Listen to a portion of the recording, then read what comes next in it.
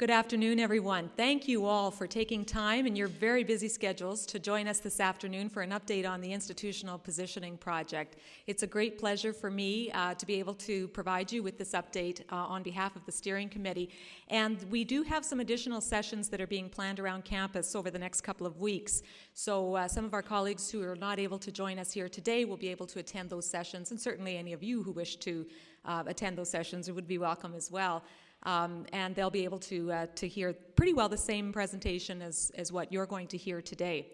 So this is a chance for us to give you an update on the Institutional Positioning Project, which has been underway since just about a year ago now, I guess, probably about April, May of 2009. We first formed the Steering Committee and started to work on answering this question around pinpointing our unique place in the Canadian post-secondary education landscape.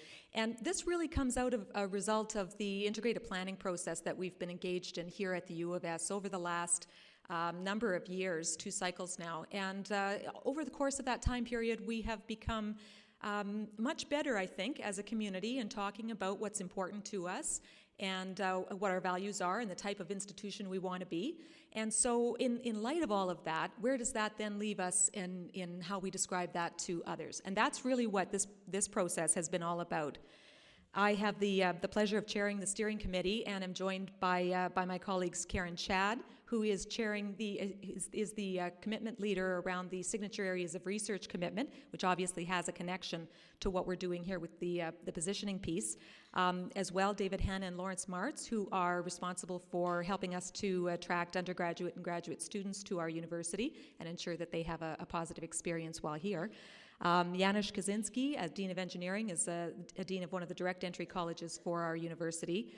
Pauline Mellis from the Institutional Planning Office, Integrated Planning and Assessment Office. Kelly McGuinness from Human Resources. And Barb Phillips, a faculty member with the Edwards School of Business, and David Parkinson from the College of Arts and Science have all been members of the Steering Committee.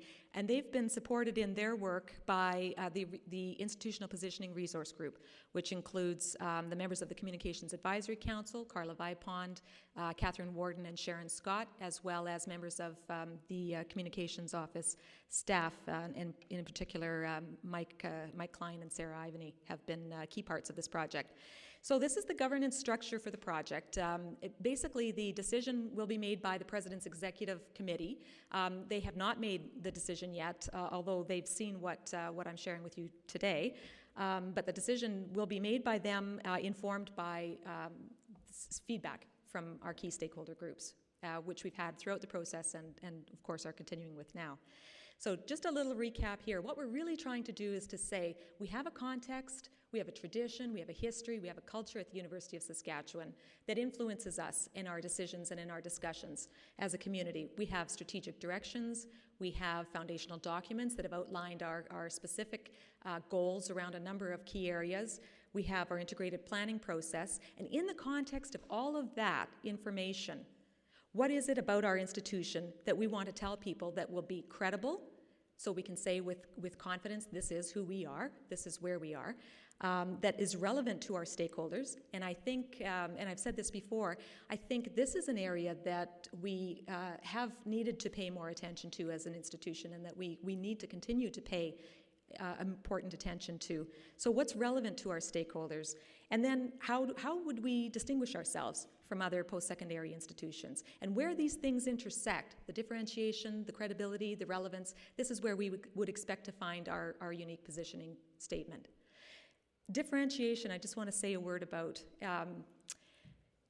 What would make us distinctive in the Canadian university landscape is a very good question. The reality is that Canadian universities are all very similar. If you look at the types of programs that they offer and the ways that they offer them, we are all very similar to one another. So the question in this context is, what is it that is, maybe you can think of it as a competitive advantage for our institution, something that is a little different, that is something that we maybe do a little better than most organizations, and how would we describe that to them? The process began with the Steering Committee looking for a partner, an external partner, to help facilitate this process. And we had expressions of interest from a number of companies, and we ultimately selected a combination of Interbrand Canada and the Higher Education Policy Institute. They used to be called the Educational Policy Institute. They've changed their name, and I forget the acronym, but it's Alex Usher and that group. And they were a great combination because Interbrand Canada has a lot of experience in helping to position large, complex organizations like ours, although not as much experience in the university sector. Educational Policy Institute, of course, has a lot of information and experience in particularly the Canadian higher education context. So it was a good combination for us, and they've been really marvelous partners to work with. We started by going back over a number of documents that we have within the university that already talk about our position, if you will. Things like the integrated plan, things like strategic directions. We had a number of one-on-one interviews with stakeholders to focus groups with groups as large as Senate. So we've had a number of discussions over the course of the fall, really, the fall months. And then we felt we wanted to make sure we were hearing from people who were not part of our university community about their perceptions of the U of S. So we conducted a number of interviews with faculty members at other institutions. We talked to graduate students and undergraduate students elsewhere as well to get their perceptions of the University of Saskatchewan. And then we also wanted to make sure that we understood how external perceptions of our university might align with our own perceptions of ourselves. So we did some online surveys and opened it up to all faculty, all graduate students, and all undergraduate students. We had a symposium, a workshop back in January. We had about 50 members of our community come together to work on some options around the positioning strategy, and then we went back out and tested those thoughts with our stakeholder groups as well. And this is the construct that we're trying to build. So I've said throughout the process, and you've heard throughout this process, we're not talking about a tagline, we're not talking about an ad for the institution, although certainly we would use the positioning construct to build those things. What we're really talking about is something that we can use to inform our descriptions of ourselves and our communication efforts across the institution to a number of different stakeholder groups. And so this is really the construct. This is what we're trying to fill in. So you can see at the bottom here, we've got existing strengths for the university, things that we already know people perceive to be strong about our institution. We've got the vision for the future. What is it that we're trying to accomplish as a university? We have our differentiating assets and characteristics, so things that are unique to our university. For who is it that we're trying to reach in this conversation? What's important to them. So what are the drivers that would cause them to want to join us at the University of Saskatchewan? The personality of our university, how you might describe it, and then of course the positioning proposition is the piece at the top. And I hope you'll pardon the jargon that kind of inevitably attends to some of these sorts of things. When we're thinking about who, The steering committee spent a lot of time thinking about, okay, who's the audience for this? Who is it that we want to be talking to? And we had, at one point, 136 different distinct groups that we had identified as being important stakeholders to the university. And we said, okay, can we narrow this focus a little bit more? How would we do that? And so we talked about people who, if they engage with us and join our university in our endeavors, we will reach the ambitions that we've set for ourselves as an institution. If they're with us over the next decade, we'll get to where we want to be. And if they're not with us, we'll have a great deal of difficulty doing that. And so what that boiled down to for us was undergraduate students, obviously, graduate students, faculty, and funders, people who will help support the institution as we move forward. And so those are some of the groups that we wanted to hear more from and make sure that we were taking into account some of their perspectives. And those are four very diverse audiences, and we're trying to find something that will cut across them. So when we talk about the construct and filling in the construct, it'll be important for us all to remember that these will be the ideas that we want to communicate. How we communicate them will vary depending on the audience, right? So what we're going to say to a prospective a high school student is going to be presented in a different way than what we might be presenting to a prospective faculty member or to alumni. But the basic ideas are the same.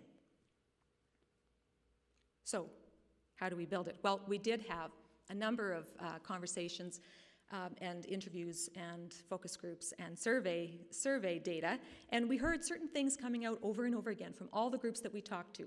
And we talked to a lot of groups. We talked to regional advisory councils across our province. We talked to, as I mentioned, Senate. We talked to our Alumni Association.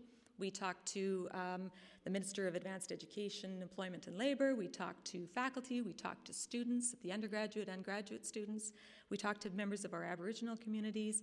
And there were certain things that we heard over and over again. One of the things that we heard was this sense of a very strong, friendly community, that there's a culture of collaboration at the U of S, and that even though we don't always get it right perfectly, there's a real commitment to collaboration that people expressed, and their perception that this was a place that was very welcoming.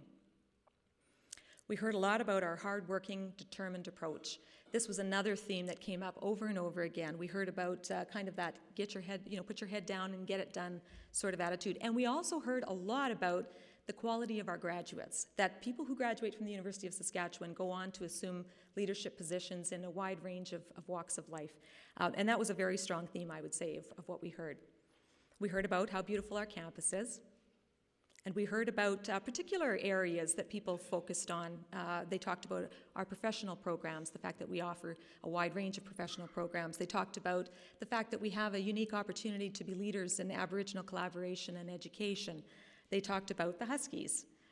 And we also heard recognition that we are very strong in natural and life sciences. That people understand that we have a unique combination of medical faculties here, that we have some major science facilities such as the CLS and VITO and Intervac, and that we have the ability to study plant, animal, and human health as a unique combination, and of course the Western College of Veterinary Medicine being located at the University of Saskatchewan as well. So those are some of the things we heard. Certainly from some of the faculty that we talked to externally, they particularly talked about the environment and about the service facilities that they saw us having. Some of the funders we spoke with talked about the combination of life sciences. They interestingly raised something that we hadn't asked about or hadn't considered, which was that they saw us as being particularly strong in financial stewardship, which is important, I guess, if you're talking to a funder, that they feel that way. But that was a very positive piece of feedback for us, that they actually saw the U of S as being very accountable for the funds that are received. We talked to prospective graduate students, and they talked as well about the environment, and they also talked about the service facilities. But they went on to say that what was very relevant to them was support, and would they be supported in their academic, their social, and their career ambitions. And in fact, they felt that the U of S, their perception was that the U of S would be stronger, that they would have more support here, that would be a competitive advantage compared to other institutions. Now remember, that particular group are not our graduate students. They're currently graduate students elsewhere. And this is perception. We're talking about perception. But it's a good perception for them to have, I think. The prospective undergraduate students, again, talked about the environment and the community, talked about the life sciences.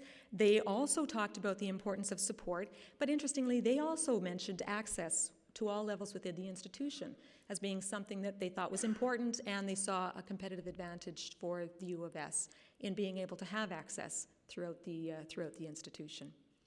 So that forms the bottom construct that really talks about some of the unique characteristics of our university, some of the strengths that people already perceive about the University of Saskatchewan. So, where do we want to go? Well, we talked about the vision for the university, and we said, it's really in strategic directions. It's pretty clear. The University of Saskatchewan is charting a course for its future. We're determined to make the changes that are required to place the University of Saskatchewan among the most distinguished universities in Canada and the world. A very bold statement, but it's right there in strategic directions. It's something that has shaped many of the decisions that have been made over the last couple of years, a number of years now. And I will say it's also not a new statement. This is really what Walter Murray was talking about when he said the U of S should have an honored place among the best. So it's a bold ambition, but it is what we want to do as an institution. And we are certainly hearing from those we talk to that we're not perceived to be there yet.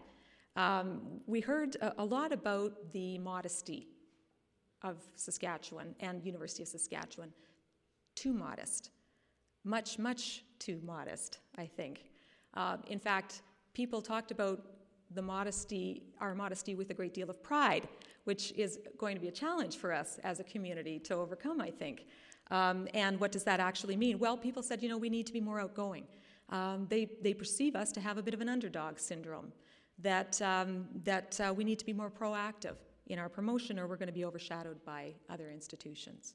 But they also talked about, and this was another recurring theme, that sense of opportunity, the idea that we are an institution that is on the cusp of big change, positive change. People talked about seeing it as emerging prospects, the prospects that were emerging, the idea that we're looking to see what we can do, trying to grow our reputation and make it awesome, standing on the edge of a cliff, ready to make the leap. In a good way, I think they meant, building momentum for the University of Saskatchewan. And we heard that from many, many groups that we talked to, that sense of optimism and opportunity. So, our vision for the future, to be among the most distinguished universities in Canada and the world. Then we wanted to really get a sense of what was important to our stakeholders. And so we took all of the feedback that we had and we plotted it on these 2x2 matrices for each of the stakeholder groups.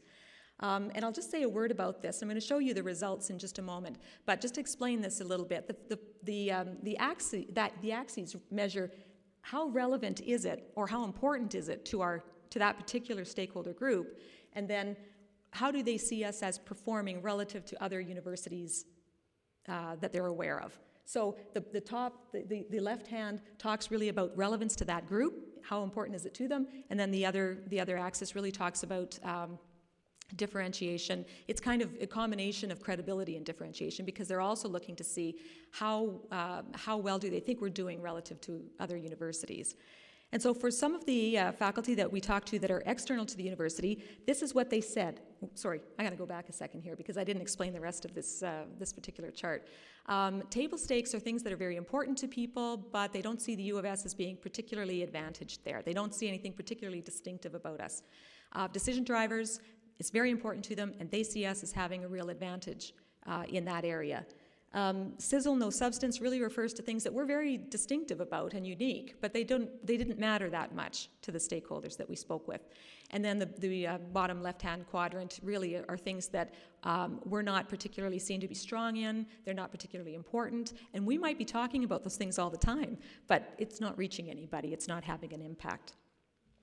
So for the faculty that we talked to external to the university, we heard that what was important to them and that what they saw as an advantage at the U of S, world-class facilities and infrastructure. Not surprising because you'll remember they also talked about recognizing that we had the CLS and Intervac and so forth. Provides financial support, it does interdisciplinary collaboration, opportunities for me to have an impact. That was very important. That's number 6, by the way, which is that kind of on, I don't know how well people can see, I should almost get people to move forward, but it's kind of right there at the middle top of the top right-hand quadrant. They talked about fosters a sense of community, part of a good city and community. Interestingly, something that was really important to them, number 8, strong reputation for research, and number 7, strong reputation for high-quality programs, were just sort of in the middle zone there. Important to them, not seeing the U of S as being necessarily stronger than other universities there. But you can see already from a communicator's perspective the interest that I would have in making sure we're talking a lot about our research strengths so that people will start to see that and be aware of it. And I think with some effort we can move the needle on some of these particular areas. This is the key funders. Now this was a very small set of about 10 people. So you can see it's 8 or 10 people. So you can see it's all kind of clustered around the middle and maybe perhaps not as useful as some of the other ones where we talk to more people. However, number 7 here, strong reputation for high quality programs, is important to them, and they actually do see that as being something unique about the University of Saskatchewan. And then some of the other areas that they talked about important to them were opportunities to have an impact is there again, this emotional or personal connection, and world class is all being both relevant and seeing us as having a bit of an advantage there.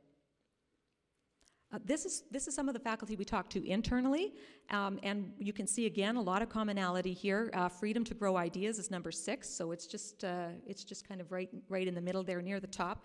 Really important, and seeing some advantage to the U of S there. Fosters a sense of community, provides international collaboration.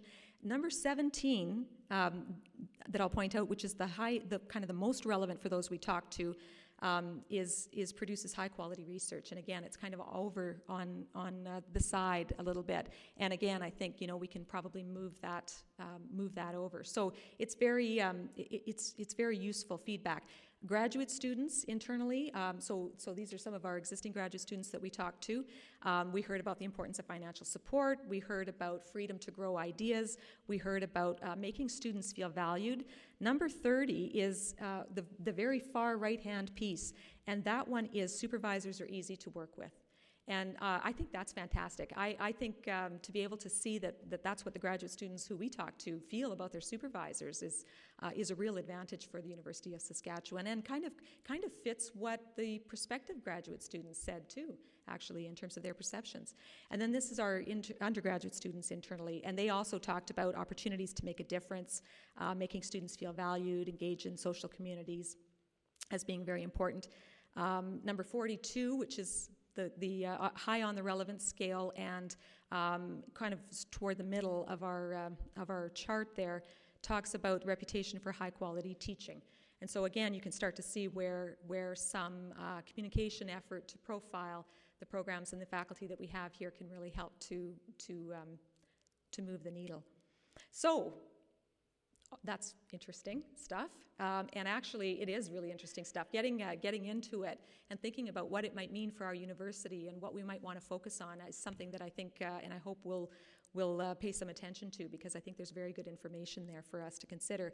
But we also wanted to see, well, how does that align then with others? And we were a bit concerned at this point in the feedback that we hadn't heard from enough people or had enough opportunity for people to engage. So we opened it up to an online survey. We had about 209, I think it was, 209 faculty members completed the survey. And what they told us was important to them and what they saw as advantages here were collaborates easily across disciplines, freedom to grow ideas, opportunities to make a difference, fosters a sense of community, part of a good city and community.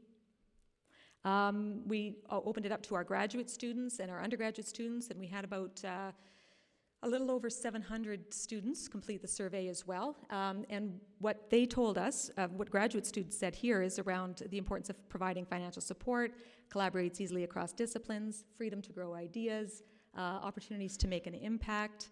And you can see the same sorts of things with the undergraduate students: freedom to grow ideas, opportunities to make a difference, supportive community. So when we looked at these 4 groups, we said, okay, well, what are the commonalities here? Are there any themes that are emerging that span all of these particular groups? And we found that there were a few. The first one was, the first common theme was really around making a difference, having an impact, that freedom, that idea of freedom to build, as common to all 4 groups. The second theme that we heard about was collaboration, community, and connections as a kind of a recurring theme across all of the groups. And then the third one was support and interpersonal relationships, that idea of a supportive environment for them to grow and flourish.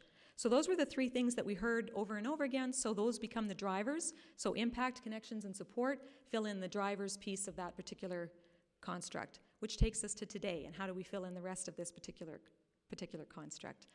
What I want to show you, again, has not been approved by the President's Executive. It's an opportunity for you to provide us with your feedback. We've presented this to a couple groups already, and we're getting feedback from people, so there are some very useful things that we're hearing in terms of this, and so this is an opportunity for us to show this to you today. I want to emphasize again, it's not a tagline, it's not an ad, it's not a logo. You'll see that. I mean, it's obviously not that, because you wouldn't print that construct in an ad and expect anyone to make sense of it. But we can use it to build all of these things. And what's exciting to me is we can use it to build them in all various parts of our organization in ways that allow us to still have the ability to create our messages in our own areas, but feed them into one another and have them link up. And I think we'll be able to have some really exciting opportunities to collaborate on that front as well. So it isn't just about what we say, it's also about what we do. So one of the exercises that we've been doing is thinking about what I'm about to show you and thinking, what would that mean for us? If that were our position as an institution, what actually would that mean? What would we do differently? What would we need to encourage and continue and strengthen? What might we stop doing as an institution if that's our position? So that's something that we need to think about as well as we move forward on this project. And again, I mentioned this earlier, but all of the different ways that we communicate about ourselves will be able to benefit, I think, from drawing on a common platform.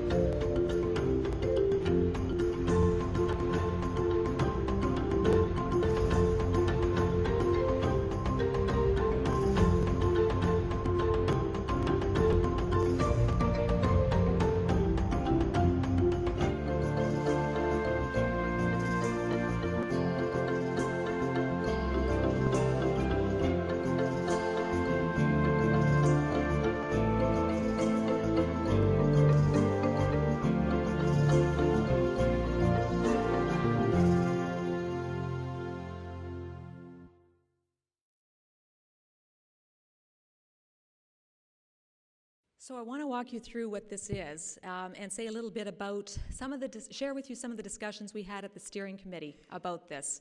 And we had a lot of discussions at the steering committee and elsewhere about the language.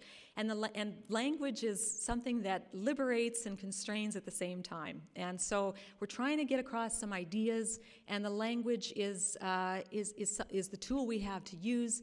And is it always right? And so I'll share with you some of the discussions that we had. First of all, for dedicated visionaries who believe innovation is born of collaboration, we want to get across through the word visionaries the idea that the University of Saskatchewan does graduate some very outstanding alumni, that we have people who leave this university and go on to assume leadership positions at perhaps a disproportionate rate to what people expect to see. And we've seen that in certain areas for sure. And so we wanted to get that across to people. We also wanted to talk about, to honor the vision that it took to create a university like ours in the middle of the Bald Prairie. And that to me is an important characteristic. But visions are great, but they're not what changed the world. Dedication and determination and the willingness to put the effort in to getting it done is a key part of it. So it's not just visionaries, but it's dedicated visionaries who believe innovation is born of collaboration. The reality is so many of the big things that we want to do as an institution, we can't do alone. We need to engage other people in helping us to do it, both within the institution and externally. And that's an idea that is really distinctive about the University of Saskatchewan. A lot of places say they do it. A lot of places talk about doing it. We do it as a matter of fact, and we don't always do it well. I mean, there are times that we struggle and we have challenges with collaboration. It's not easy to be collaborative. It's very difficult, but it's how really big change takes place, and it is something that's strong about the University of Saskatchewan, and we should celebrate that here and not take it for granted, because I think we do. What we offer, support, we provide freedom and support to push the boundaries of knowledge. We had a lot of discussion about the word freedom, because in a context like ours, freedom has responsibilities that attend to it. There are limits, if you will, to the types of freedom that we're talking about as an institution, and we have obligations to one another. But what we did want to get across was the idea that there is freedom and support to push the boundaries of knowledge, innovative ideas and innovative approaches being celebrated and encouraged and rewarded. And we heard our provost talk about this in his State of the University address a couple of weeks ago. He talked about innovations, he talked about mavericks and the role of mavericks in an institution like ours. Connections, we reach across disciplines and around the globe to build life-changing connections and to think differently about the issues of our time. And so here again, we're talking about that connectedness for the University of Saskatchewan for a reason.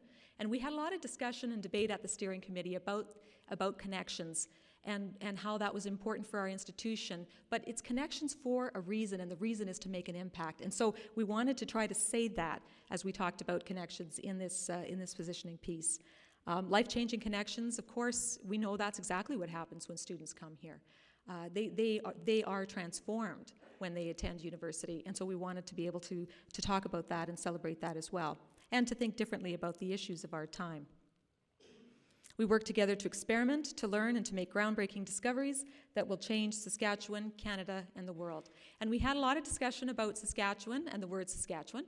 We discussed whether or not people would see that as too limiting or too narrow in scope, but we are the University of Saskatchewan, and we do have a unique role to play as the University of Saskatchewan, and we wanted to celebrate that too. And we also wanted to make the point with this statement that celebrating our role as the University of Saskatchewan within our province is done best by having a global focus, that's actually how we best serve our province. Our personality, resourceful, collaborative, dynamic, I said a lot about that earlier, and our ambition to be among the most distinguished universities in Canada and the world. We will get there using our determined spirit, our dedicated and flexible support, our diverse perspectives, our leading-edge understanding of human and other living systems. And we are a rising team that is building the future. And we also had a lot of discussion about that. A phrase like building the future is so overused as to be cliche and meaningless in many ways. And yet, really, that is what we're doing at the University of Saskatchewan. And so how to express that idea in different words escapes me at the moment, but that's where we are right now. That's what we've heard. That's how we feel we can express the ideas that resonated with the people that we spoke with, and that's what it looks like when you put all of the different pieces together. So we've been looking at what are some of the things we would say to prove that this is true, because it's one thing to say you do all of these things, but do you really? And so we've been looking at things that we do that actually fit this, and that's something else that we'll be talking a great deal more about going forward. What's the evidence to support a position like this? What is it that we would say is proof that that this is true about the University of Saskatchewan? So that's where we are right now. I'll really look forward to questions, comments, observations from you. There are cards that have been handed out as well, I think, to solicit some feedback. Stage 2 of this process is really around, we've done an audit of a set of universities that we considered to be comparator institutions to see what are they saying about themselves and how, is what we're going to say different or distinctive from what they're saying. So we've done some of that work, and that continues. And then how do you take that construct and make it meaningful to people, presented in a way that people can understand and grasp? And then also from a practical perspective, if that's our position, what would we start, stop, continue?